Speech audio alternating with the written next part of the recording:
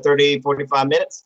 And then we'll carry on with our day as we prepare for another wonderful weekend in wrestling. All right, Rick. I've been looking forward to doing this again with you, man. And I'm very proud of you with what you did with Gary and Charlotte. And they both do forgive you. All right, let's do this, brother.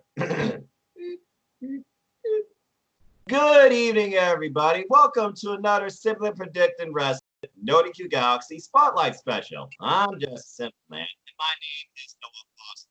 Before we get into tonight's festivities, please first welcome back my good friend, member of No DQ Galaxy.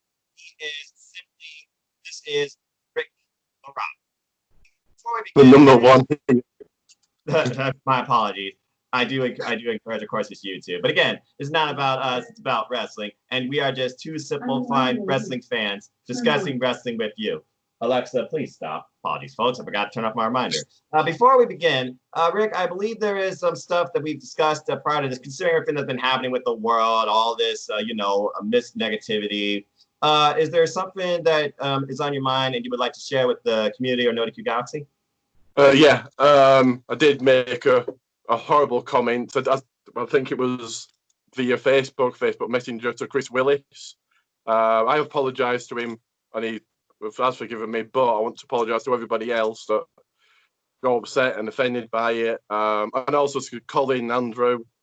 I do spam in the comments on No DQ, but I don't really mean it. It's just kind of a bit of fun, really, and don't mean anything by it. So there you go, really. Excellent. In this world that is trying to put a stop to cyberbullying and where words can be taken out of context and where sometimes we are full of ourselves, it's important, ladies and gentlemen, that we realize everybody has feelings, and sometimes the way you deliver yourself into somebody, it can affect somebody. So it's important to always be cautious and considerate about one another, because we are not bad people, but sometimes we do let our mouth or our Twitter overload our ass, me included. So Rick, I thoroughly appreciate you doing that. And again, it's not like it's simply just going to be people can change overnight and people can forgive, but it's important for people to try. And that's what Rick is trying to do with all those that might have been affected. And you all know who you are, because again, I have talked with Team No DQ Galaxy, and I've talked with this gentleman myself. So again, please consider his words. Please consider his apology. Let's not hold the past against anybody, and let's just enjoy the world for what it is and try to bring a better, positive environment to one another. So Rick, I greatly appreciate that, and I greatly appreciate what you did here, and I appreciate you as a wrestling fan, your support with No DQ. May it continue. With that being said, ladies and gentlemen, we, of course, always like to encourage a positive environment. And I hope that was a great reminder and a great opener for you. Because again, it's not about us, it's about wrestling. Support No DQ, but support one another. With that being said, we got a fun discussion for you ahead. And we are going to start tonight with NXT TakeOver in your house. To think, and that is iconic right there. To think, 25 years in your house now is celebrating. I've watched some classic In Your Houses myself on the WWE Network because of that announcement. And considering limited not to St. Valentine's Day Massacre, of course, where Big Show debuted and Stone Cold beat the crap out of Vince McMahon across that steel cage. But yet he won because Big Show threw him to the cage, it fell apart, and Stone Cold fell out of the ring. Now, was that planned? I don't know. But again, Big Show, I don't think he knows his own strength. Before we begin, Gary, before we begin, Rick, I know a lot of people, folks. Rick, before I begin, what are some of your favorite In Your House moments from the past? I don't know. Well, I started watching wrestling after In Your House, so I've only really watched them on the network. And I've even got the game, if you remember the game on PS1. Nice. Obviously, St. Valentine's Day Massacre was good. And kind of the themed ones, the ones like Mind Games and The Way of the Dog and things like they were better, I thought. But probably the Stone Cold Mr. McMahon thing was probably the best out to the moments, I think. Well, I mean, again, that's the beauty of the WWE Network. It allows us to celebrate the past and be reminded of it, too, because there's a lot of good stuff in sports entertainment past, folks. And In Your House brought some of the funnest, craziest moments I can remember, including that crazy power outage with Stone Cold and Santiago. I apologize if I screwed up that name. Santiago, I think. Looks like a strap match, too. But I digress. Anyway, NXT TakeOver In Your House. bringing back that old school vibe, bringing back to the heydays of Attitude, and maybe we'll even get a unique set. We got a wild, hot, stacked 6-match card here. So let's go ahead and get started. And of course, I encourage all of you to join the discussion and join the NotiQ Galaxy. The predictions form will be in the description down below. Let's go ahead and get started. As we always do, we usually go back and forth on matches and try and talk about one another. But I want to start with this match because I feel like this match is more so who's going to lead the women's division right now. Is NXT in favor of the ones that are the rebels or the ones that try and encourage a positive environment? Because this NXT women's division is nothing but full of attitude. I love it. We officially got 6 women tag booked as of Wednesday after we had the new Candice LeRae taking on Mia Yim. It ended in double count up, but they still were beating the tar of each other to the point that Mia Yim went into the Titantron and Candice LeRae got the best of her. But then who comes out to try and even things up? None other than Sashi Blackheart, a ghost of, LeRae's past. And then Tegan Nox gets involved, and of course, King Kai, y'all know it's Dakota Kai, and her new heavy, Raquel Gonzalez, they got involved. It's just melee galore. And next thing you know, they officially made this 6 women's tag official. It is Mia Yim, Tegan Nox, and Sashi Blackheart versus Candice LeRae, Dakota Kai, Raquel Gonzalez. Honestly, I don't know who really needs the win here. It could go in either team's favor here. I can see the winning team going in with some momentum and probably a direction for themselves in the women's division, leading it their own way. With that being said, Rick, in my opinion, the NXT Women's Division is the best thing WWE has going for them right now. All the unique personalities, all the attitudes, everybody wants to be the best. But in your opinion, who do you see coming out the strongest out of this tag match, and who is your team to win? First of all, before I get into the match, I think it's a great idea bringing back In Your House, and all of us know what's happening in the world, but they're alluding to it, and it's In Your House. So I think it's clever by WWE. Wait a second. Match really got thrown together on NXT. I was expecting LeRae, Yim one-on-one. Maybe that was what we're leading to. Maybe the next takeover. Maybe. I don't know. But I think the heels to win this one, probably, really. I think definitely Gonzalez needs to win more out of these, and maybe she'll get the pinfall. I don't know. That's interesting. Okay. Well, here's the thing, and shout out to Jeff Meacham, follow the Jeff Meacham Network, folks. Sashi Blackheart, she first came out on a tank a couple weeks ago and berated the entire women's division how they're going to run over it with a tank. Next thing you know, she's facing Raquel Gonzalez, and literally, Dakota Kai is in her corner. She tries to get into her tank, who comes out and tries to be the difference maker, Tegan Nox. By the way, that was a hell of a sell by Dakota Kai getting bumped out of that tank falling on her rear end. That was brilliant. And next thing you know, Candice LeRae, she comes out, she shares some pleasantries with Tegan Nox, and in the end, Sashi Blackheart, she loses that match. I feel like right now it really is more heel dominated in the women's division. And thinking about the direction of this card, I kind of feel like you got to give some momentum to the ones that are trying to go against the most rebellious, attitude-driven women on this division and kind of really are the underdogs here. So in my opinion, keeping it simple, I'm actually going with Mia Yim, Tegan Nox, and Sashi Blackheart. The fact that we got Mia Yim versus Candice LeRae on Wednesday, and the fact there was no winner, it's got to go somehow in the face's favor. And I honestly see a bigger picture right now of Tegan Nox and Candice LeRae being set up prior to the next takeover, if not the next takeover. Because these two are like best friends on screen. They even have their own cooking thing. And right now, they're complete opposites. And Tegan Nox doesn't understand what happened to her friend. That's 2 friends now Tegan Nox has lost, by the way. But hey, she's got Sashi Blackheart. With that being said, a majority of the NotiQ Galaxy that have participated so far in predictions, shout out to the 15 of you so far, included but not limited to Alistair Kiefer, Charlene, Jamie Roberts, John Schuster, Lex, my good friend Meg Theory, she's all day, my good friend Paul Mee, Con Andrew, it goes on and on. It looks like a majority is going with you on the heel side, though I wonder if they're just saying that because they like the new LeRae. Personally, I do too. But we'll have to see what happens. With that being said, it would not surprise me if this was our opener because when you think about it, takeovers are usually a 5-match card, and each match tells its own compelling story and has huge stakes, title or non-title. And clearly that's the case here with these 5 matches. With that being said, Rick, which match out of the main 5 would you like to talk about next? First of all, we expected that to be on the pre-show, but there you go. So I'm going to go to a non-title match, which I think will be good. Tommaso Ciampa going 1-on-1 against not Killer Cross, Karrion Kross. I think this could be good. Maybe not match of the night, but definitely good. And I think Cross has got to get the win here. Ciampa really doesn't need it. And Ciampa being kind of one of the greatest NXT champions ever, I think he'll put him over.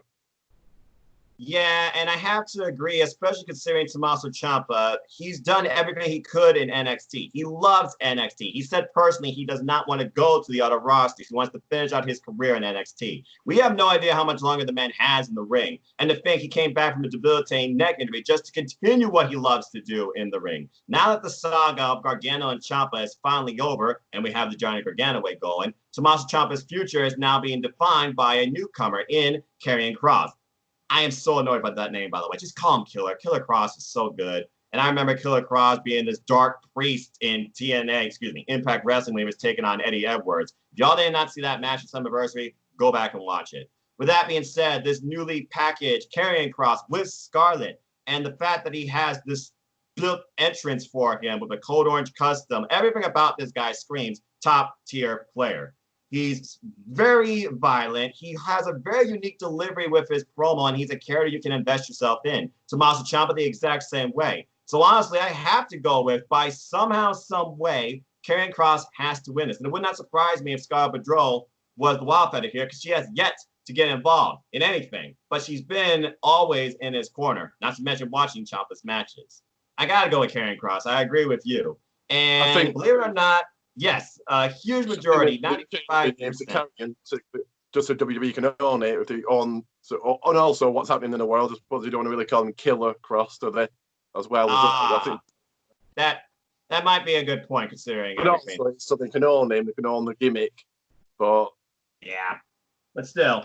Yeah, and 95% agree with us that Karrion Kross is going to get a win. But it looks like one brave soul still believes the Blackheart deserves the win. Now, whether or not a wild factor in this match caused that to happen, maybe Karrion Kross goes so brutally hard on Tommaso Ciampa, it's DQ. I would not like to see that. Bottom line, this is going to be, personally, the match I'm looking forward to the most. It might be my match of the night. And I feel like this is not the only match that these two might have. With the way that these two can deliver a story and what they bring to the ring, it would not surprise me if this could lead to NXT's first ever 3 Stages of Hell.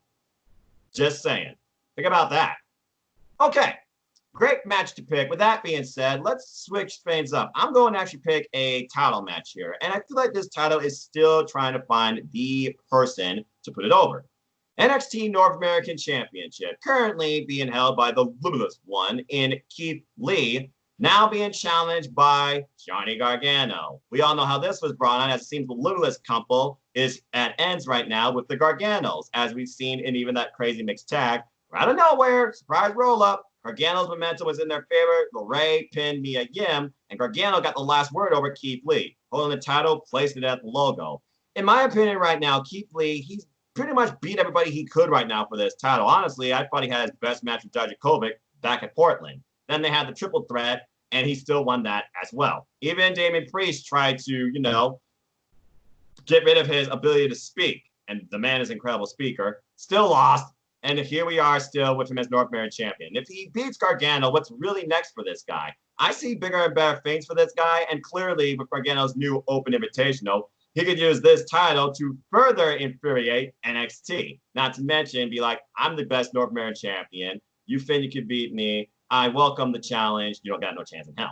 With that being said, with this new heel persona and the fact his last reign was literally 1 day, and it would be history, first 2-time NXT North American champion, I am going with the majority of No DQ Galaxy here and saying Johnny Gargano. Rick, agree or disagree? I like both guys. But I think Keith Lee's been champion for way too long. But will Gargano be the guy I give it to? No. But this is a match that's made, and so got a Johnny heel turn to take the win. And I think he might go on to the NXT title, depending who wins the main event, but we'll get to that. Okay, so you're saying Keith Lee retains? Oh, no, sorry, Gargano to take the win. Oh, okay, Gargano gets the win. Okay, so we're at the majority. 57% said Johnny Gargano, 12 people. Looks like 9 people said Keith Lee. So we'll see, folks. Again, this match, it could go either way, but I still think we're going to have, well, maybe with this tab, maybe you won't have Wild Factor. Maybe it'll be pure one-on-one. We'll have to wait and see. All right, with that being said, we got 3 matches left, and they're big ones. Well, I think a couple are big, but honestly, one of these is probably, just filler because I don't understand it. Rick, what do you want to talk about next? Keep with the title theme. Triple threat match, NXT Women's title, the Queen, woo! Charlotte, Rhea Ripley, and Japan's own Io Shirai. Charlotte hasn't been brought the ratings in that WWE expected, so I really can't see her winning. Rhea has only just come back, so I think Shirai's taking this, and then Rhea will chase the title. Because why else is Shirai in that match? She's had a killer year last year, and she's killing it this year. So yeah, Shirai's going over. Okay, so Io Shirai, in your opinion, finally becomes NXT Women's Champion. Well, let's think about this. Charlotte Flair and Rhea Ripley had probably one of the top 2 best actual matches, not cinematics, matches at WrestleMania. And I think one of the longest too. And Charlotte Flair won. Dang it. Now, people keep figuring that it might have been something to do with Rhea's visa issue or the fact they think Charlotte Flair on NXT holding the NXT title would build ratings. That's business logic. I don't know if I agree with that. And here we are now with Io Shirai taking on Charlotte Flair one-on-one. And Charlotte, being a Flair, dirtiest player in the game, she couldn't handle it. She basically went out like she did on Ronda, caused the match to be thrown out. And now she tries to take out Io Shirai. Rhea Ripley comes back. But again, the attitude of this women's division, it's not thank you for saving me. What are you doing? I could have handled myself. Io and Rhea, they've been going at each other's throats. They were having a one-on-one for number 1 contendership. And Flair's like, no, I don't want to face neither one of these women. Neither wins. I don't get to face any of them. I'm banning them both. So Rigo makes it a triple threat. And shout out, by the way, to the production team on Prime Target for building this match, showing what all 3 of these women are thinking about this match and doing to prepare for it. My goodness. With that being said, I was torn between 2 because I feel like it is time for a change. Do you give Rhea Ripley her true WrestleMania moment now, even though it's after WrestleMania, or do you finally put the title on Io Shirai? Considering at one point, she was probably thinking about leaving. There was reports that she wants to go back home to her husband and reports that Stardom wants her back. And then I look at the direction of the women's division now with this new Lorraine, with Rhea. Is she actually going to be moved up to the other rosters now? Because we see how much Rhea's putting behind her and how much Rhea has put into herself. She even says herself, I'm just trying to be better every day. I think we all can definitely try and do that. With that being said, it is very split here, but a majority in the Notiku Galaxy believe that Charlotte Flair is going to win, 50%. 23% believe that Rhea is going to win, a handful of people, 5 people, and 5 people believe Io is going to win. And I believe that the Josie Judas finally deserves to lead this division. I am going with Io Shirai, becomes the NXT Women's Champion. As far as how she does it, a triple threat, a champion does not have to be involved in the decision to lose the title. So clearly they did that to protect Charlotte Flair. Because the last time she had a fall, ironically, was against Bayley, which kind of gives me the idea of what her future might be, unfortunately. With that being said, I feel like Io Shirai is going to pull out the win by some way, somehow, hook by crook, play Flair's game against her, and pin Flair roll-up style for the win, considering how Flair beat Rhea and Io in a tag match recently, feet on the ropes. Would not surprise me if that spot comes into play here, but the ref actually catches it. Storytelling, folks. But yeah, Io Shirai, please, finally become champion. That's my pick, too. All right, we got 2 matches left, so I think we'll save the best for last. So let's go ahead and talk about Damian Priest versus Finn Balor. This match was simply brought on due to a mystery assailant angle, as Damian Priest tries to live forever now at the expense of the Prince, who I might add is going stronger than ever in NXT, coming off his win at NXT TakeOver Portland against Johnny Gargano. And it seems he's been heavily involved in the NXT UK brand. By the way, shout out to you and everybody over there on the other side of the pond. I hope that wrestling and life returns normal for you again soon. With that being said, I've sensed that it has to be setting up for Finn Balor versus Walter. It was teased, but we already know who Walter's next challenger is going to be. So I don't see Imperium getting involved here. What does Damian Priest have to gain if he actually wins this match? He's gone multiple times at the North American Championship, and there's no real momentum behind him to make him feel like a real challenger to the NXT Championship. While that's probably one of the strongest titles in WWE today, thankfully. With that being said, you come at the Prince, you best not miss. He's going to miss. I'm going with Finn Balor for the win here. You don't bet against the Prince. With that being said, Rick, you're pausing this match and your pick.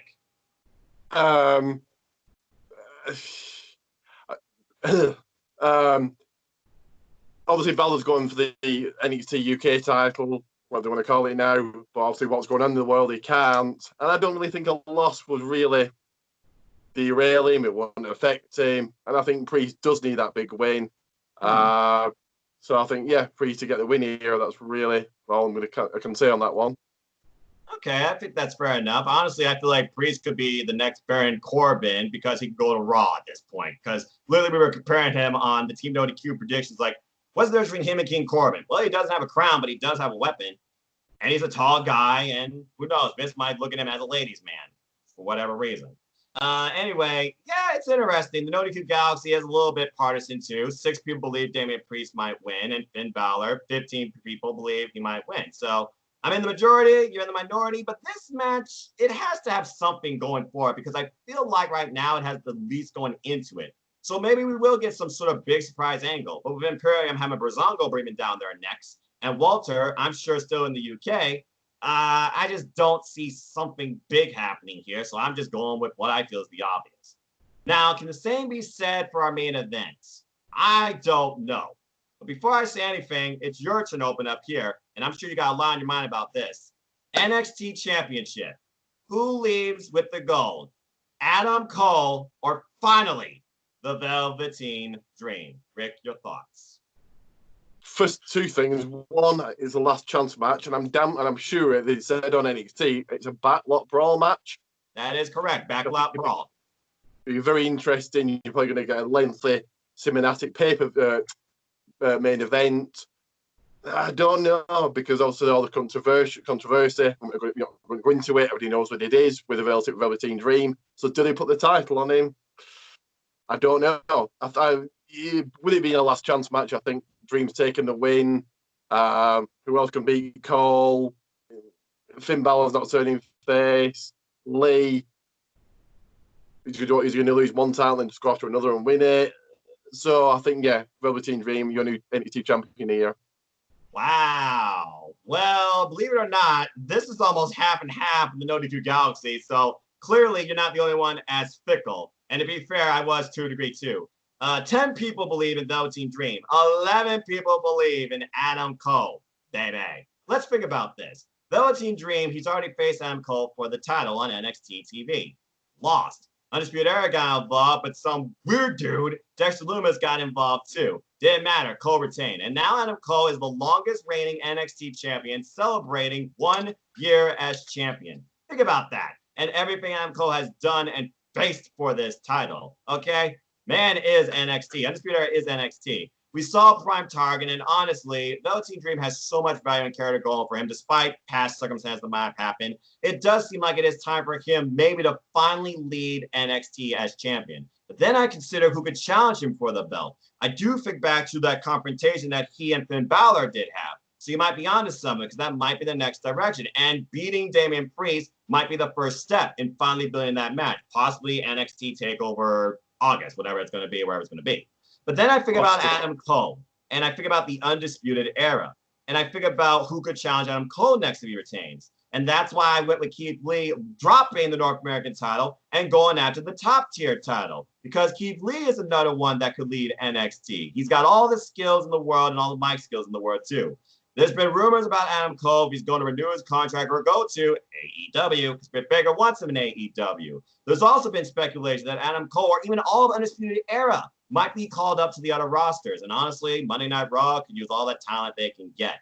And thinking about the fact that it was at a summer takeover, Adam Cole did make his debut at the expense of one Drew McIntyre, that'd be an interesting fall program to set up for. There's a lot of moving parts here to consider, and the fact of Backlot Brawl, anything can happen. I don't think this is going to be as simple as Eddie Guerrero versus freaking John Cena. I'll tell you that right now. And let's not forget what Dexter Lumis said through his art. No words. Wow, I didn't know he could draw like that. Him and the Undisputed Era? Does he want Adam Cole's spot? Or does he want the Undisputed Era? Is that his next target? And are we saying for something with that? Because maybe if Adam Cole loses here, because his boys be losing faith in him. Wouldn't be the first time Undisputed Era has been at each other's throats. That's why they're so close. I rambled on enough, though, and I thought about this match enough. And again, we keep it short, sweet, and simple here, as it's simply predicting. But I'm actually going to go bold here against you, my brother. Good luck to you. And say that Adam Cole retains, baby. And as far as Velveteen Dream, maybe it'll be a huge character more for him. He's always been just this single-sided unique Prince type character. Maybe it'd be a major change for him because now that he can't challenge for the titles as long as Adam Cole is retaining, what direction is next for the Velveteen Dream? Back after the North American Championship? I don't know. But something in me just feels like Adam Cole has one more big title match left. That's why I'm saying he retains. With that being said, good luck to you. Good luck, No DQ Galaxy. If you haven't filled it out yet, the form will be in the description down below. In my opinion, this might be one of the best takeovers to date. It's definitely going to be the most organic feeling takeover since these quarantine times. So I do hope you all enjoy and watch it, support the Black and Gold, and support each other. Now, before we close this evening, we would like to open up with a simple stance that Rick proposed. In the world of wrestling, changed forever now for these quarantine times, where some aren't wrestling, some are wrestling empty arenas, and independent wrestlers are being hit the most. But companies like AEW are giving independent wrestlers that platform, that chance at payday. Rick, you had something on your mind regarding the independent wrestling scene. What would you like to discuss about it today? Few thoughts, really. We all know what's happening in the world. It is awful. It is horrible. We're at 40,000 people. That was just devastating. But anyway, the numbers speak for themselves. So what I'm trying to say is, apparently, social distancing will happen to the end of the year here. Some are saying September, some are saying October, but I really can't see it. I think the only companies, if you know them, Progress, ICW, Future Shock, they work with WWE, so I think they will survive. The other ones, not so much. I have covered this on my own channel, and I get that it's harsh to understand that indie wrestling could be done, but it might be. And what's the alternative? WWE ain't coming over here. AEW, no. Impact, no. Ring of Honor, no. New Japan, no. So this could be it for us, for the wrestling world, but that's my opinion anyway. And also, I think people aren't considering that, unfortunately, this virus has been around for a while, and a vaccine doesn't get rid of it. And how long is it going to take to vaccine in a lot of it, the rest of England?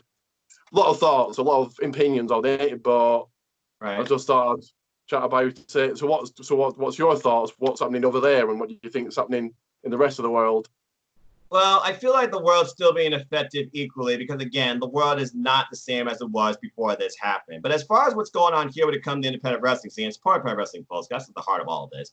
I still feel like there's a way that independent wrestlers can still maintain support for themselves by the fans. Many independent wrestlers, for example, they started their own YouTube channels, Twitch channels, or their own way to communicate and connect with their fans, bring their own personality entertainment on platforms. In NWA, for example, many of the wrestlers have started their own talk show, and Billy Corgan, president of the NWA, he's built this platform called Carneyland that shows more character side versus wrestling side of all the wrestlers under the NWA. I personally follow Camille's YouTube channel. She shows her unique talent, taking on these unique crafts.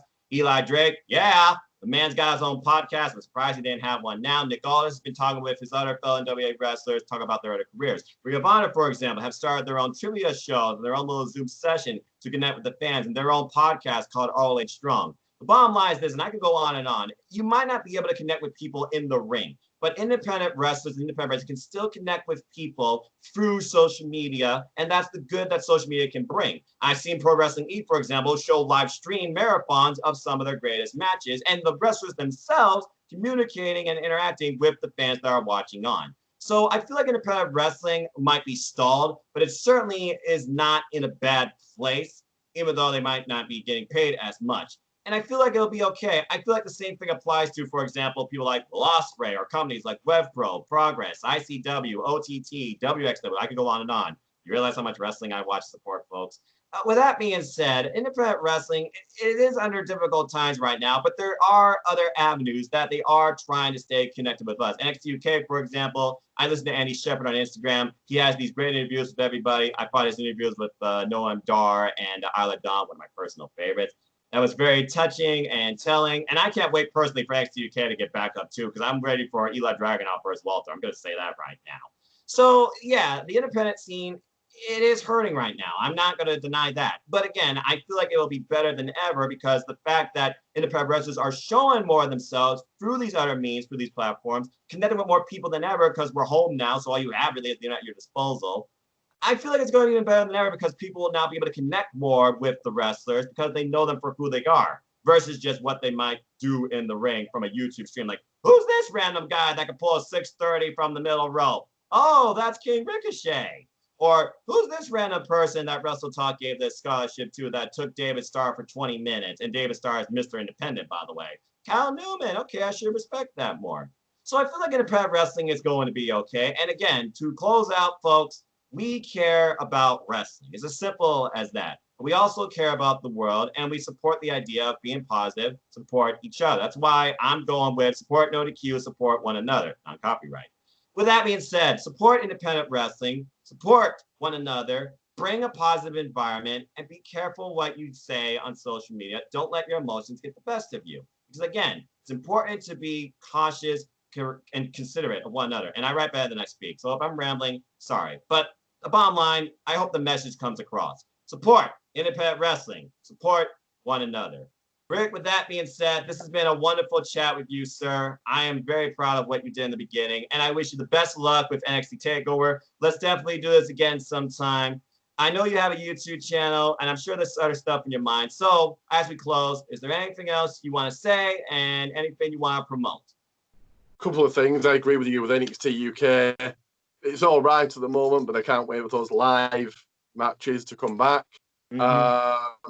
Just to touch on World of Indie Wrestling, I think if the social distancing, especially here, does continue at the end of the year, for some companies this could be it. They can't social distance to the wrestling event. Right. Anyway, you can find me on Facebook, Ricky J. Pate, on Twitter, Rick the Rock 30, and like and subscribe. Yeah, simple as that. And again, for all we know, maybe just independent companies can do like a support stream, like Wrestle Talk did with that Wrestle Talk showcase with no people, and all the proceeds with the independent wrestling. Honestly, I hope more companies might pursue that avenue because I certainly will watch, support, and share because I believe in independent wrestling, like my good friend Cindy Darling. Support her, folks. C_Cindy. Okay. With that being said, Rick, thank you. Good luck. Please take care and be safe. God bless you and your family. Ladies and gentlemen, you want to know more about me, though? Know this. I'm just a simple man and a lifelong fan of wrestling. NoDQ.com/no is my Twitter. AdamFoster1916 is my Instagram. You're on my Sybil YouTube channel here at youtube.com/user/NoFoster210. Support NoDQ. Support one another. Buy a shirt if you wish. Support my friends. Support your favorite wrestlers, pro wrestling tees. Support my good friend. He's dealing with tough times too. Greg Cherry Brand. Support the Jeff Meacham Network. I can go on and on about everybody else. Shout again to everybody that's been so far part of the NoDQ Galaxy because your opinions matter and so do you as a person. And with that being said, good luck to, let me see if I can get some names going on here because, again, they matter. Like I said, Alistair Kiefer, Charlene, Jamie Roberts, John Schuster, Lex, Mex Theory, Colin, Paul Mead, the analyst Michael Wayne, who's still leading, by the way. My good friend Holly, Christopher Mace, Mike D, Josh Michael, Josh Amania. Support him, folks. He'll be doing a video tomorrow. Jamie Roberts, Jeffrey Calvick, The Journey, and I believe that's it so far. So if you are not part of NoDQ Galaxy yet, why not be a part of a positive community that supports everybody and, of course, respects everyone's opinions on wrestling? With that being said, please enjoy NXT TakeOver in your house. Join the Galaxy. Support one another. Support each other. As always, I'd like to close. Support your wrestling outlets, big and small. Let's keep growing this incredible, diverse, unique, elite, and respectful wrestling community together. Simple as that. With that being said, we are done here. So please like, share, subscribe, comment, tell a friend. Spread a message of goodwill. We need more positivity in the world. Don't be a part of the madness. Don't let your emotions get the best of you. And be cautious what you do and say and type on social media. For my good friend here, Ricky JP, I'm the simple man of NoDQ, Noah Foster. And until next time, take care, enjoy life. Tomorrow's never guaranteed. Treasure your families and enjoy wrestling. And have a wonderful night. Rick, again, mad respect to you.